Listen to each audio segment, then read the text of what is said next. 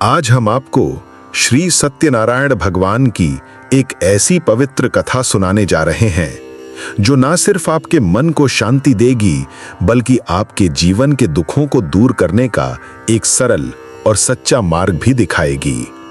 क्योंकि जब जीवन में हर रास्ता बंद हो जाए तो भक्ति का रास्ता ही वो दीपक है जो हमें अंधेरे से बाहर निकाल सकता है। तो आइए श्रद्धा से भरकर सुनते हैं श्री सत्यनारायण भगवान की पावन कथा। एक समय की बात है, योगीराज नारद जी दूसरों के हित की इच्छा लिए अनेकों लोकों में घूमते हुए मृत्यु लोक में आ पहुंचे। यहां उन्होंने अनेक योनियों में जन्मे प्रायः सभी मनुष्यों को अपने कर्मों द्वारा अनेकों दुखों से पीड़ित देखा।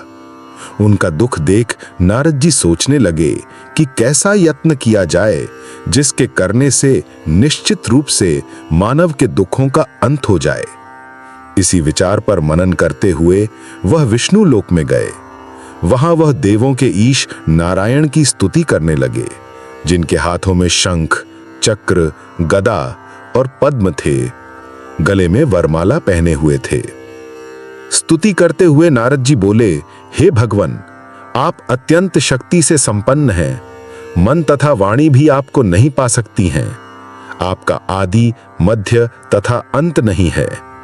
निर्गुण स्वरूप सृष्टि के कारण भक्तों के दुख को दूर करने वाले हैं।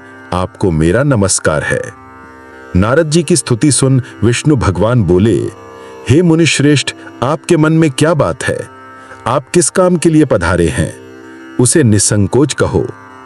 इस पर नारद मुनि बोले कि मृत्यु लोक में अनेक योनियों में जन्मे मनुष्य अपने कर्मों के द्वारा अनेकों दुख से दुखी हो रहे हैं। हे नाथ, आप मुझ पर दया रखते हैं, तो बताइए कि वो मनुष्य थोड़े प्रयास से ही अपने दुखों से छुटकारा कैसे पा सकते हैं? श्री हरि बोले, हे नारद, मनुष्यों की भलाई के लिए तुमने बहुत अच्छी बात पूछी है। जिसके करने से मनुष्य मोह से छूट जाता है, वह बात मैं कहता हूं, उसे सुनो। स्वर्गलोक व मृत्युलोक दोनों में एक दुर्लभ उत्तम व्रत है जो पुण्य देने वाला है। आज प्रेमवश होकर मैं उसे तुमसे कहता हूं। श्री सत्यनारायण भगवान का ये व्रत अच्छी तरह विधान पूर्वक करके मनुष्य तुरंत ही यहां सुख भोग कर मरने पर मोक्ष पाता है। श्री हरि के वचन सुन नारद जी बोले कि उस व्रत का फल क्या है और उसका विधान क्या है? ये व्रत किसने किया था? इस व्रत को किस दिन करना चाहिए? सभी कुछ विस्तार से बताएं। नारद की बात सुनकर श्री हरि बोले, दुख व शोक को दूर करने वाला यह सभी स्थानों पर विजय दिलाने वाला है। मानव को भक्ति व श्रद्धा के साथ शाम को श्री सत्यनारायण की पूजा धर्मपरायण होकर ब्राह्मणों व बंधुओं के साथ करनी चाहिए। भक्ति भाव से ही नैवेद्य, केले का फल, घी, दूध और गेहूं का आटा सवाया लें। गेहूं के स्थान पर साठी का आटा, शक्कर तथा गुड़ लेकर वह सभी भक्षण योग्य पदार्थों को मिलाकर भगवान का भोग लगाएं। ब्राह्मणों सहित बंधु बांधवों को भी भोजन कराएं। उसके बाद स्वयं भोजन करें। भजन कीर्तन के साथ भगवान की भक्ति में लीन हो जाएं। इस तरह से सत्यनारायण भगवान का ये व्रत करने पर मनुष्य की सारी इच्छाएं निश्चित रूप से पूरी होती हैं।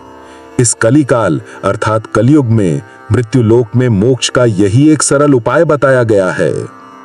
अगर आपको ये कथा सुनकर मन में शांति का अनुभव हुआ हो तो कृपया इस वीडियो को लाइक करें, अपने प्रियजनों के साथ जरूर साझा करें और हमारे चैनल को सब्सक्राइब करें ताकि अगली बार जब आप किसी और दिव्य कथा की तलाश करें तो हम आपके साथ हों। जय श्री सत्यनारायण भगवान की।